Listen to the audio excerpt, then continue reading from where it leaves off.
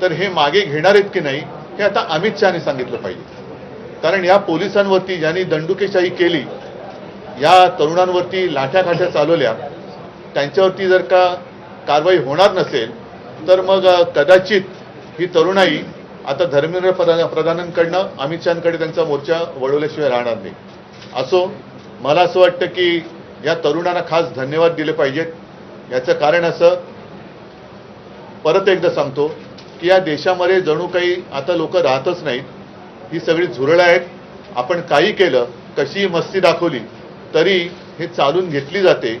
हा जो काही एक समज किंवा हा जो एक भ्रम भारतीय जनता पक्ष आणि त्याच्या मस्तवाल सत्ताधाऱ्यांनी निर्माण केला होता, ते चित्र यांनी भुईसपाट करून टाकलेलं आहे। म्हणून यांना मी पुन्हा एकदा धन्यवाद देतो की या देशामध्ये आधुनिक क्रांतीची ठिणगी विझलेली नाही। आधुनिक क्रांतिकारक जन्माला येऊ शकतात, त्याची एक चुणूक या निमित्ताने संपूर्ण जगाला आपल्या देशातल्या तरुणांनी राखून दिलेली आहे। उद्याचा मार्च आहे, हा नक्की होणार आहे। कारण हे एक महत्त्वाचं पाऊल आहे।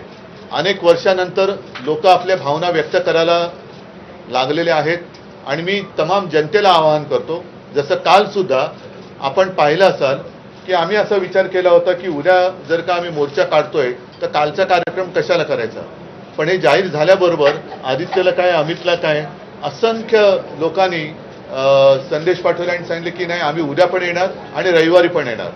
आता तर धर्मेंद्र प्रधान यांचा राजीनामा झालेला आहे, त्याच्यामुळे ही युवा शक्तीची ताकद ही मोठ्या प्रमाणावरती उद्या मुंबईतून तमाम जनतेला किंवा तमाम दुनियेला आपण दाखवली पाहिजे। म्हणून उद्याचा जो काही मोर्चा आहे त्या मोर्चाच्या ऐवजी आपण काय नेमकं करतो ते राज सांगेल, पण उद्याचा कार्यक्रम हा असाच राहील जसा पहिला ठरवला होता तसा। तिकडे जमू, पुढचं राज सांगेलच, पण या पुढच्या आंदोलनाची दिशा मी अभिजितला सांगणार आहे, कारण त्याच्याबरोबर मी फोन करण्याचा प्रयत्न करतोय। कदाचित तिथलं नेटवर्क जाम झालं असू शकेल, तिथे जामर लावलेत।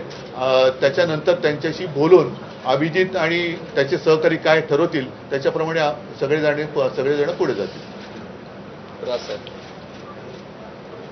उद्या शिवाजी पार्क मैदानामध्ये वीर सावरकर मार्गावरती तिथेच व्यासपीठ असेल।